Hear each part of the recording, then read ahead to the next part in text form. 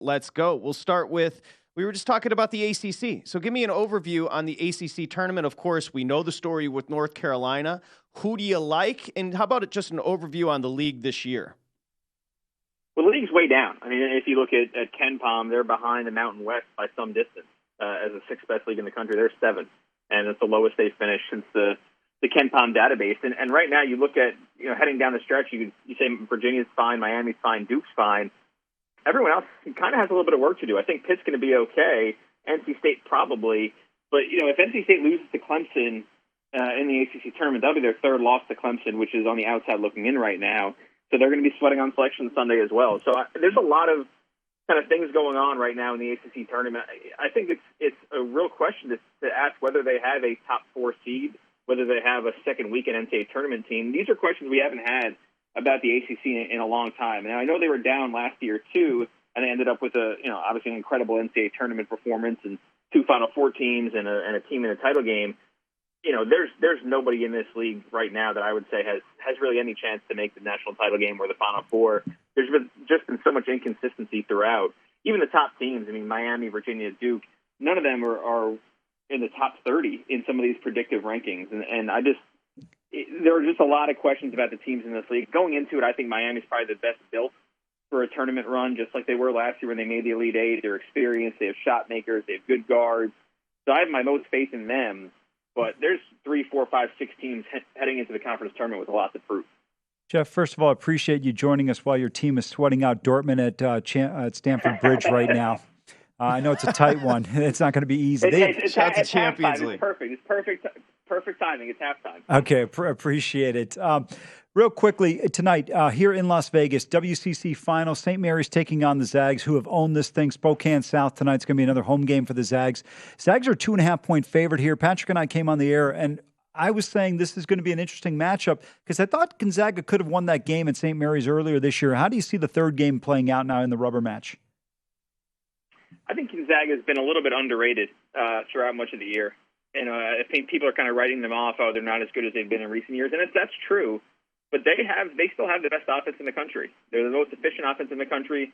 Like you said, they could have won. They probably should have won that game out at St. Mary's back in early February. And if Aiden Mahaney doesn't have his kind of coming out party, his breakout performance late in that game, they win that game and they win the league outright.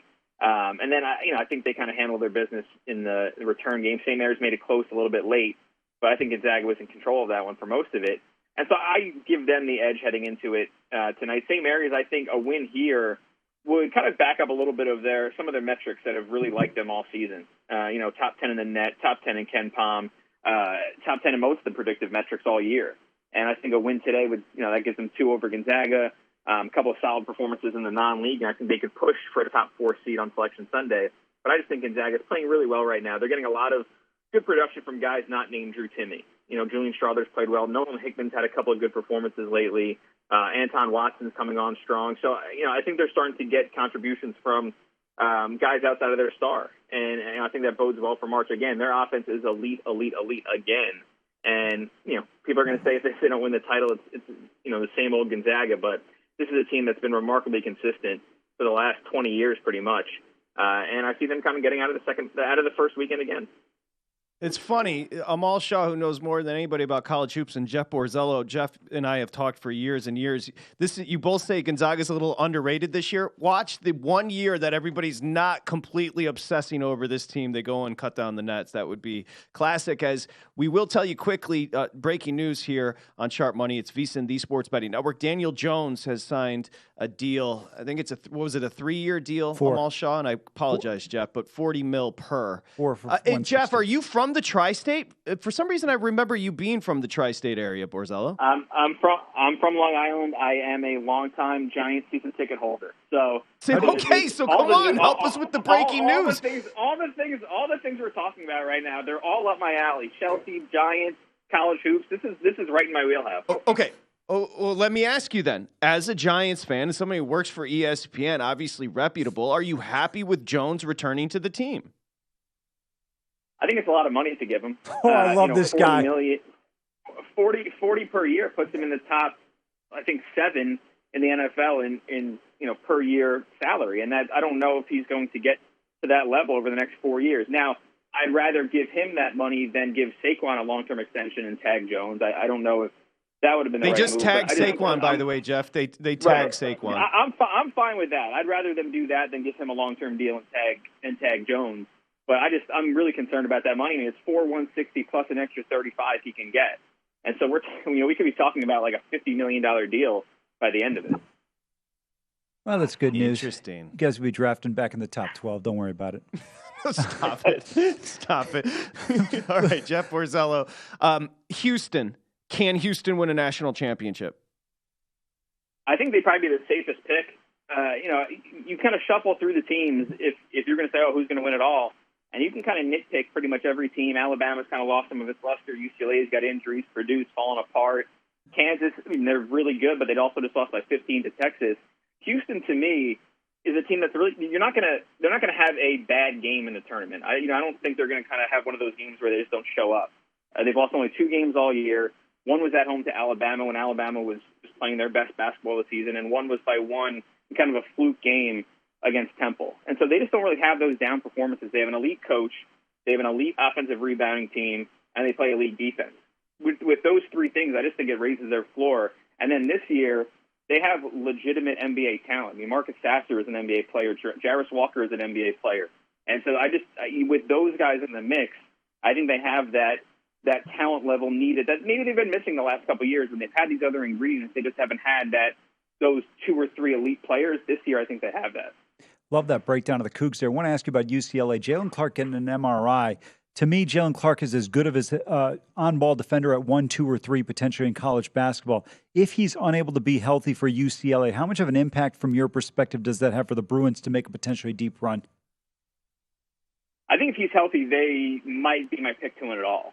I just think they have the right mix of experience and shooting and playmaking, and obviously they play incredible defense. But like you said, if Jaylen Clark is out, he's their best defender. He brings some size to the wing, versatile on the perimeter, and I just don't know if they can win it all without him. I mean, you take him out, you're probably putting David Singleton in, and he's a really good, solid player, maybe the best shooter on the team. He just doesn't have that kind of X factor, that two-way ability that Jaylen Clark has. And so if we don't really get official word, and right now all we know is that he's not playing in the Pac-12 tournament this week, if we don't get kind of definitive word on whether he's going to be available for the tournament, I find it hard to pick them to win it all. I think they still have what it takes to win 2, 3, 4 games.